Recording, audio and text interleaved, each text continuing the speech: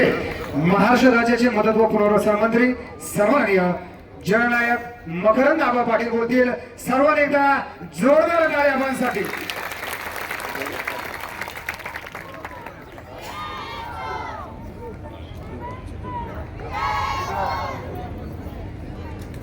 उद्याच्या 7 तारखेला होऊ घातलेल्या जिल्हा परिषद आणि पंचायत समितीच्या निवडणुकीच्या निमित्तानं आपल्या शिरवळ जिल्हा परिषद गटाचे अधिकृत राष्ट्रवादी काँग्रेसचे उमेदवार उदयदादा कबुले, शिरवळ पंचायत समिती गणाच्या अधिकृत राष्ट्रवादी काँग्रेसच्या उमेदवार छायाताई जाधव आणि पळशी गणाच्या राष्ट्रवादी काँग्रेसच्या अधिकृत उमेदवार शारदाताई जाधव या तिन्ही उमेदवारांच्या प्रचाराच्या निमित्तानं मी आता मंचकावरचं कुणाचंच नाव घेणार नाही. मंचकावरचे सर्व सन्मान्य मान्यवर उपस्थित मोठ्या संख्येनं या तिन्ही उमेदवारांना पाठिंबा व्यक्त करण्याकरता जमलेले आपण सर्व मला आदरणीय असणारी वडीलधारी माता भगिनी पत्रकार बंधू आणि माझ्या तरुण सहकारी मित्रांनो, आता उद्याचा दिवस मध्ये आणि परवा दिवशी आपण सगळेजण जिल्हा परिषद पंचायत समितीच्या मतदानाला सामोरं जाणार आहे. मी आज तुम्हाला विनंती करण्याकरता या ठिकाणी उपस्थित आहे की हे तिन्ही उमेदवार की जे घड्याळ चिन्ह घेऊन आपल्या समोर आलेले या तिघांना आपलं पवित्र मतदान करून प्रचंड मताधिक्याने विजयी करावं ही आग्रहाची आणि कळकळीची विनंती मी आपल्याला करतो. खर तर गेले 4 टर्म माझ्यासारख्या कार्यकर्त्याला तुम्ही विधानसभेमध्ये प्रतिनिधित्व करण्याची संधी दिली आणि तुम्ही पाहिलं अनेक प्रश्न या मतदारसंघामधले आपण सोडवण्याचा प्रयत्न केला. अनेक लोकांना आपण न्याय देण्याचा प्रयत्न केला. कामकाज करत असताना सर्वसामान्य माणूस हा केंद्रबिंदू मानून आम्ही मंडळींनी कामकाज केलं आणि तुम्हा सगळ्यांचं प्रेम सुद्धा आम्हाला त्याच ताकदीनं प्राप्त झालं. खर तर कालची 28 तारीख ही आपल्या सगळ्यांच्या दृष्टीनं अतिशय दुर्दैवी तो दिवस होता असं म्हणलं तर काही वावगं होणार नाही. आपल्या सगळ्यांचे लाडके नेते आणि या राज्याचे लोकप्रिय उपमुख्यमंत्री अजितदादांचं अतिशय दुर्दैवी आणि दुःखद निधन झालं. ती घटना घडली तेव्हा आपल्याला कोणाला खरं वाटलं नाही की असं काहीतरी घडलं असावं. खर तर दादांसारखं एवढं उत्तुंग नेतृत्व या राज्याला लाभलं. दादांची काम करण्याची पद्धत, दादांचा स्पष्ट वक्तेपणा, दादांचा निडरपणा आणि एकदा दिलेला शब्द पाळणारा नेता म्हणून दादांची ओळख महाराष्ट्रभर होती. कैलासवासी यशवंतराव चव्हाण साहेब असतील, आपले ज्येष्ठ नेते आदरणीय शरद पवार साहेब असतील, किंबहुना पुरोगामी विचार स्वीकारून शिवशाहू फुले आंबेडकरांचा विचार स्वीकारून दादांनी या राज्यामध्ये राजकारण समाजकारण करण्याचा प्रामाणिकपणाने प्रयत्न केला. खर तर आम्हा मंडळींवर दादाचे फार मोठे उपकार आहेत. 2004 ची मला उमेदवारी प्राप्त झाली ती फक्त आणि फक्त अजितदादांच्या मुळे मिळाली आणि आजही राज्याचा कॅबिनेट मंत्री म्हणून जे मला काम करण्याची संधी प्राप्त झाली ती सुद्धा दादांच्याच कृपेमुळे झाली.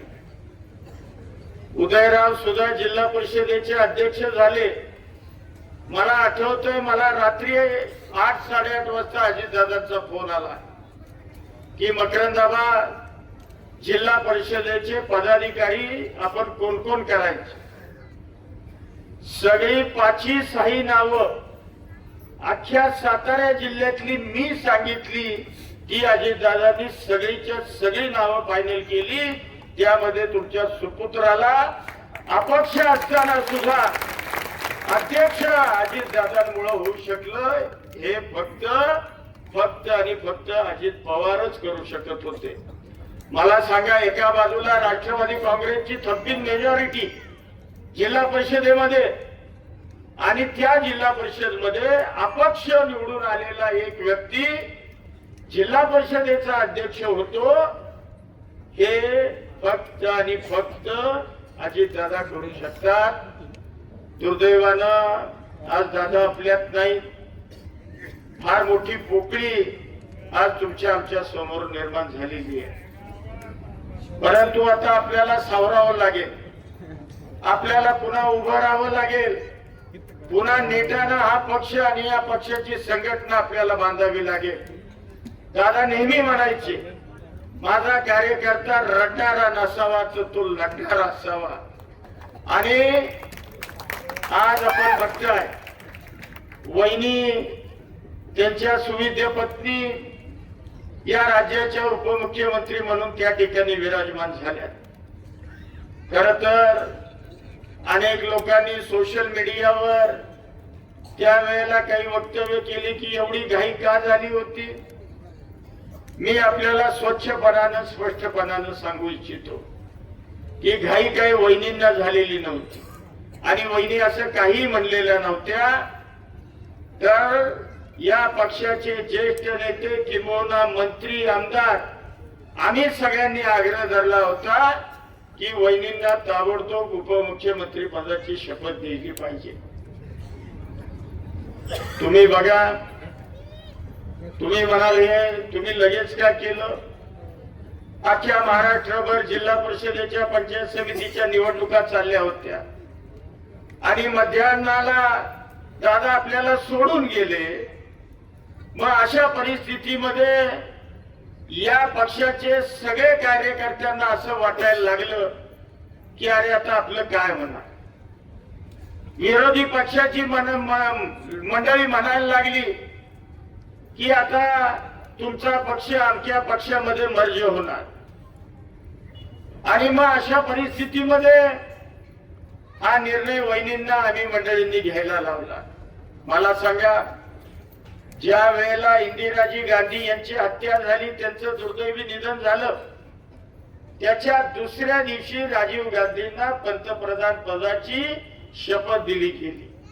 त्याचं कारणच आहे की पक्ष एवढा मोठा आहे, एवढं प्रचंड कार्यकर्त्यांचं संख्याबळ आहे. संपूर्ण राज्यामध्ये जिल्हा परिषद पंचायत समितीच्या निवडणुका लागल्यात. मग अशा वेळेला जर पक्षाला नेतृत्व नसेल त्या कार्यकर्त्यांनी कुणाचा आदेश मानायचा, अशा पद्धतीची परिस्थिती होती. म्हणून हा निर्णय हा त्या ठिकाणी घ्यावा लागला. खर तर मी तुम्हाला कळकळीचं आवाहन करेन, उदयराव एक अतिशय चांगला कार्यकर्ता, म्हणजे त्याची काही मी तुम्हाला ओळख सांगितली पाहिजे असं नाही. तुम्ही ग्रामपंचायतीला संधी दिली, ग्रामपंचायतीला त्यांनी संधीचं सोनं करून दाखवलं. अहो, ह्या शिरवळचे रस्ते बघायला बाहेर गावची मंडळी यायची की शिरवळचे रस्ते हे एवढे चांगल्या पद्धतीनं आणि कमी खर्चामध्ये कसे झाले हे त्यावेळेला छायाताई सरपंच, उदयराव उपसरपंच, तांब्यांना ज्येष्ठ सदस्य आणि अनेक यामधले सदस्य असतील. म्हणजे तुम्ही ती संधी दिली, त्या संधीचं सोनं करण्याचा प्रयत्न केला. तुम्ही जिल्हा परिषदेला निवडून दिलं, जिल्हा परिषदेचा अध्यक्ष पक्षाने त्यांना केलं आणि 2.5 वर्षाच्या कार्यकाळामध्ये त्यांनी अतिशय चांगल्या पद्धतीनं काम केलं. कुठेही शिरवळकरांना कुठेही जिल्हा परिषदेतील तुम्ही सगळ्या असणाऱ्या मतदारांना उदयरावांनी कुठेही कमीपणा येऊ दिला नाही. सगळ्यात महत्वाचं, उदयरावांनी स्वतःचं चारित्र्य उदयराव तुम्ही जपलं आणि अतिशय स्वच्छ कारभार तुम्ही जिल्हा परिषद मध्ये करण्याचा प्रयत्न केला. त्याच पद्धतीनं छायाताई सुद्धा सरपंच पदाचा कार्यकाळ तुम्ही सगळ्यांनी त्यांचा बघितलाय. एक अतिशय सुशील, संयमी आणि चांगलं काम करणारी आपली भगिनी ही तुम्ही सरपंच पदावर त्या काळी बसवली. त्यांनी सुद्धा त्यांच्या कामाची चुणूक त्यांच्या कार्यकाळामध्ये दाखवून दिली. आणि आपल्या तिसऱ्या उमेदवार शारदाताई जाधव या शिवसेनेच्या एक धडाडीच्या या जिल्ह्यामधल्या नेत्या म्हणून त्या अतिशय अल्प काळामध्ये पुढे आल्या. एक अतिशय लढाऊ महिला, सर्वसामान्यांचे प्रश्न घेऊन सातत्यानं समाजामध्ये जाऊन त्या प्रश्नांना न्याय देण्याचा प्रयत्न हा शारदाताईंनी केला. खर तर खूप वर्ष, 5-6 वर्ष त्या माझ्या मागे लागल्या होत्या की आबा मला राष्ट्रवादीमध्ये घ्या, मला राष्ट्रवादी काँग्रेस पक्ष आवडतो, मला या पक्षामध्ये तुम्हा मंडळींच्या नेतृत्वाखाली काम करायला आवडेल. परंतु त्यांना आम्ही घेऊ शकलो नाही, कारण त्याचं कारण सुद्धा त्यांना माहिती आहे की एका व्यक्तीनं त्या ठिकाणी अडथळा निर्माण केला. त्यामुळं शारदाताईंचा प्रवेश हा त्या काळी होऊ शकला नाही. परंतु ती व्यक्ती पक्ष सोडून गेली आणि शारदाताई तुम्ही पक्षामध्ये आतमध्ये आला. मी तर नेहमी म्हणतो जे होतं ते चांगल्या करता होत. अहो आम्ही कारखान्यावर बसलो होतो. मी होतो, उदयराव होते, तांबे अण्णा होते, ते महाशय होते, दत्ता नाना होते आणि कारखान्याच्या अँटी चेंबरला माझ्या बसलेला असताना जिल्हा परिषद निवडणुकीचा पुन्हा आमचा विषय निघाला. उदयरावांनी, तांबे अण्णांनी दोघांनी पुढाकार घेऊन सांगितलं की निवडणूक जिल्हा परिषदेची तुम्ही लढा, आम्ही थांबतो, आम्ही तुम्हाला निवडून आणतो. नाही मला लढायचे नाही, मला लढायचे नाही. उदयराव म्हणले शिरवळ मधनं आम्ही तुम्हाला 5 ते 6 हजार मतं देऊ आणि तुम्हाला निवडून आणायची आम्ही हमी घेतो. नाही म्हणले मला लढवायचे नाही. त्याच्या पुढे जाऊन उदयराव म्हणले की तुम्हाला जर खोटं वाटत असेल तर मी माझ्या घरातली महिला पंचायत समितीला उमेदवार म्हणून देतो. माझी अजिबात इच्छा नाही माझ्या घरातली कुठली महिला निवडणुकीला उभी राहावी, पण तुम्हाला जर आमचं खोटं वाटत असेल तर माझ्या घरातली महिला मी पंचायत समितीला तुम्हाला खाली उमेदवार म्हणून देतो, आता तरी तुम्ही निवडणूक लढा. नाही म्हणले आणि तुम्ही बघितलं दुसऱ्या दिवशी फरार झाले. अहो माणूस लबाड किती असावा, माणूस खोटारडा किती असावा. मी माझ्या आजपर्यंतच्या आयुष्यात मी एवढा लबाड, ढोंगी आणि खोटा माणूस बघितला नाही, खरंच नाही बघितलं.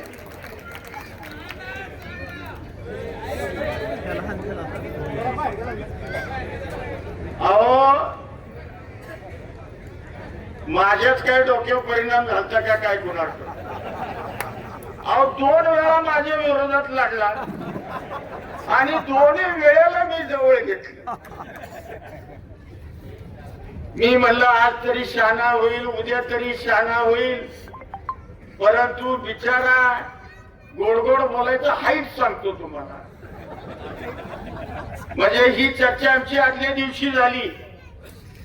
हे महाशय ग्रामीण विकास मंत्र्यांना भेटायला रस्त्याने निघाले होते, पोचले होते आणि मला फोनवर सांगताय की बाबा आपल्याला ती निवडणुका नीटनेटक्या पार पाडायच्या, व्यवस्थित आपण काय काळजी करू नका, चांगल्या पद्धतीनं. अरे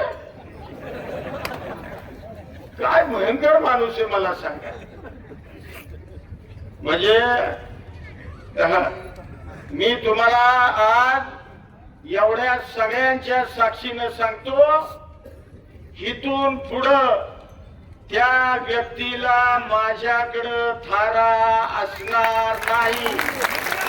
मी राजकारणात एक वेळ घरी बसेन, परंतु तुला आता माझ्याकडं थारा नाही नाही नाही. म्हणजे अरे जनतेलाही उल्लू बनवलं ना आम्हालाही उल्लू बनवलं. असो